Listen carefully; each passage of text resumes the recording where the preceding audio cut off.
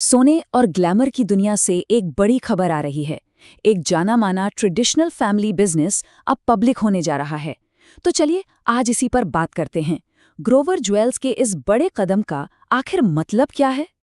सोने के गहने, इनकी चमक में हमेशा से परंपरा और विरासत की कहानियां बसी होती हैं, है ना? लेकिन आज जो कहानी हम देख रहे हैं वो सिर्फ परंपरा की नहीं बल्कि एम्बिशन की भी है। एक प्राइवेट कंपनी से पब्लिक कंपनी बनने की एम्बिशन। और बस यही है आज का हमारा टॉपिक। सोचिए, जब कोई सालों पुराना फैमिली बिजनेस अपने दरवाजे आम लोगों के लिए खोल दे, मतलब स्टॉक मार्केट में एंट्री ले ले, तो ये उस कंपनी के लिए कितना बड़ा, कितना डिसाइसिव मोमेंट होता है। तो फिर देर किस बात की? चलिए जानते हैं उस कंपनी के बारे में जो इस पूरे बदलाव के सेंटर में है, ग्रोवर ज्वेल्स लिमिटेड।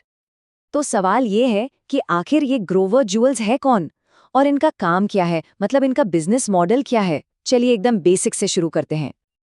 देखिए, ये ऐसा नहीं है कि कोई भी गोल्ड ज्वेलरी बना रहे हैं। इनका स्पेशलाइजेशन है 18 से 22 कैरेट के हाई क्वालिटी सोने में, जो आप जानते ही हैं प्यूरिटी और भरोसे का सिंबल माना जाता है। और मजे की बात यह है कि 2021 में शुरू होने के बावजूद इन्होंने दिल्ली से ही होलसेल और रिटेल दोनों मार्केट्स में एक काफी तगड़ा नेटवर्क खड़ा कर लिया है। अब देखिए, कोई भी फैमिली बिजनेस हो, उसकी असली जान तो उसके लीडर्स में होती है ना? तो आइए मिलते हैं उन लोगों से जो इस पूरी कंपनी को ड्राइव कर रहे हैं। सबसे पहले बात करते हैं मैनेजिंग डायरेक्टर दीपक कुमार ग्रोवर की। 15 साल से भी ज्यादा का एक्सपीरियंस है इनका, और सच कहें तो यही वो इंसान हैं जिन्होंने कंपनी को सिर्फ गोल्ड चेन बनाने वाली एक यूनिट से एक फुल फ्लेज्ड ज्वेलरी ब्रांड बना दिया। ये पूरा ट्रांसफॉर्मेशन इन्होंने ही लीड किया है। इनके बाद हैं एग्जीक्यूटिव डायरेक्टर लवकेश कुमार ग्रोवर। इन्हें भी 10 साल से ज्यादा का तजुर्बा है और इनका मेन फोकस रहता है कंपनी के ऑपरेशंस को स्मूथ रखने और लगातार नए नए इनोवेटिव प्रोडक्ट्स लाने पर। और बोर्ड में एक और अहम नाम है नॉन एग्जीक्यूटिव डायरेक्टर भावना ग्रोवर का। इनका काम है कंपनी के ग्रोथ के लिए विजन सेट करना और जो भी स्ट्रेटेजिक फैसले होते हैं उनमें अपनी इनसाइट देना। तो ये तो हो गई लीडरशिप की बात। अब जरा कंपनी के बिजनेस मॉडल को और गहराई से समझते हैं कि मार्केट में इन्होंने अपनी अलग जगह बनाई कैसे है। इनकी ग्रोथ की कहानी ना काफी इंटरेस्टिंग है। सोचिए, एक वक्त था जब ये सिर्फ गोल्ड चेन्स बनाने पर फोकस्ड थे, और आज इनके पास रिंग्स से लेकर नेकलेस और बैंगल्स तक, मतलब पूरा एक बड़ा सा पोर्टफोलियो है। और जाहिर है, बिजनेस को स्केल करने के लिए इस तरह की डाइवर्सिफिकेशन तो बहुत जरूरी होती है। तो सवाल उठता है कि मार्केट में इनकी असली ताकत है क्या? ये कुछ चीजों का एक बड़ा सॉलिड कॉम्बिनेशन है। पहली बात, इनका सारा प्रोडक्शन इन हाउस है, मतलब क्वालिटी पर पूरा कंट्रोल। दूसरा, 20 राज्यों में इनका B2B यानी बिजनेस टू बिजनेस नेटवर्क जबरदस्त है।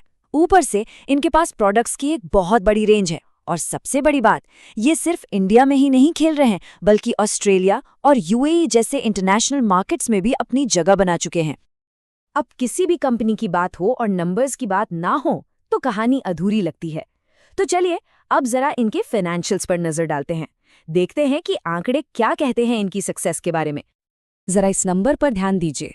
सिर्फ 31 अक्टूबर 2025 तक के पीरियड में कंपनी की टोटल इनकम थी 473.22 करोड़ रुपए। ये नंबर अपने आप में बताता है कि मार्केट में इनकी पकड़ कितनी मजबूत है। लेकिन देखिए, बात सिर्फ टॉप लाइन यानी टोटल इनकम की नहीं है। इससे भी इंपॉर्टेंट होता है बॉटम लाइन यानी प्रॉफिट, और यहाँ भी ग्रोथ कमाल की है। कंपनी का जो प्रॉफिट आफ्टर टैक्स है वो FY 2023 में 2.71 करोड़ था और FY 2025 तक बढ़कर 7.62 करोड़ हो गया। ये एक बहुत ही हेल्दी साइन है जो बताता है कि बिजनेस लगातार ग्रो कर रहा है। तो हमने कंपनी की हिस्ट्री देख ली, परफॉर्मेंस भी देख ली। अब आते हैं सबसे जरूरी सवाल पर कि आखिर ये IPO आ क्यों रहा है और भविष्य को लेकर इनके प्लान्स क्या हैं। ये जो कोट है ना, ये इनकी फ्यूचर स्ट्रैटेजी का पूरा निचोड़ है। मतलब B2B यानी दूसरे बिजनेसेस को सप्लाई करना, वो तो इनका मेन काम रहेगा ही, लेकिन अब ये साफ साफ इशारा कर रहे हैं कि इनका अगला बड़ा कदम B2C मार्केट की तरफ होगा, यानी सीधे कस्टमर्स को ज्वेलरी बेचना। तो सवाल ये है कि IPO से जो पैसा आएगा उसका होगा क्या?